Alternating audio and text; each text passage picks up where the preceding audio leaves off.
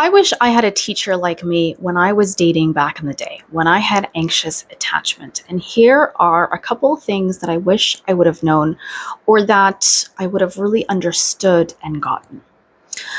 Number one was that I wasn't needy.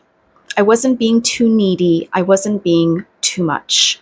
The reason why most often I was clinging to that relationship was my sole fear of being abandoned, because that's somebody's fear as an anxious person who has anxious attachment. Their sole focus is not to be left or abandoned. So oftentimes I would conform, I would agree, I would people please, I would try to be the good girl. Everything I would do just to not be left. And sometimes I would be called needy and too much or sensitive. That was my thing a lot. And I am very sensitive. There's nothing wrong with being sensitive. But oftentimes people would say, "You're so sensitive, Carolina." And I wish somebody would have told me that being sensitive is a beautiful thing and there was nothing wrong with me. They actually weren't able to connect with their emotions, but that's a whole different video.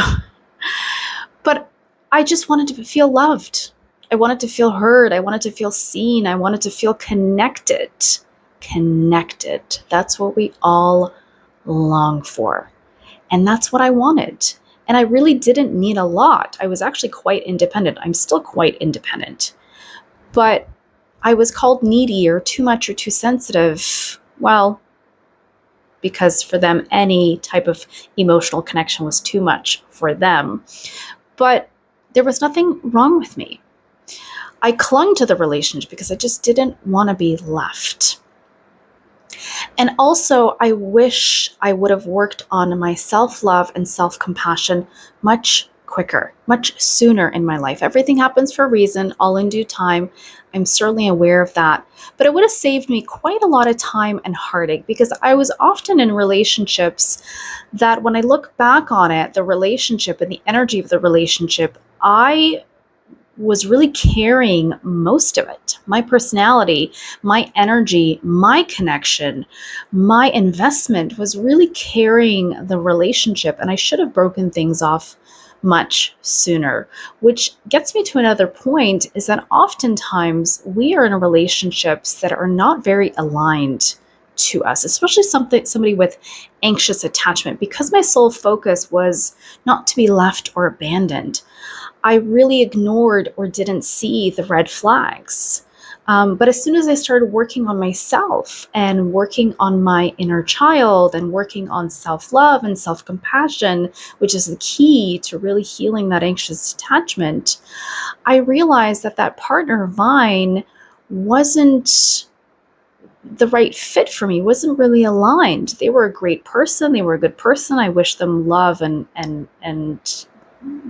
wish them well, but they didn't want to connect, and I wanted to connect. There was nothing more than I wanted was to connect.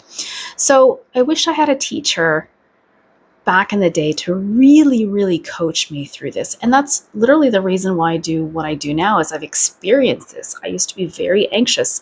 Now I'm very, very secure. And because I've shifted so much on the inside, I can recognize when somebody is not as connected or in tune with their own emotions. Now, everybody's on their own journey and all in different timing. I'm fully aware of that. But oftentimes, also one thing I learned is that the partner that I was with was really aggravating my anxiety. Your partner, their job is not to make you feel secure, but you certainly don't need to be with a partner that intensifies your anxious attachment.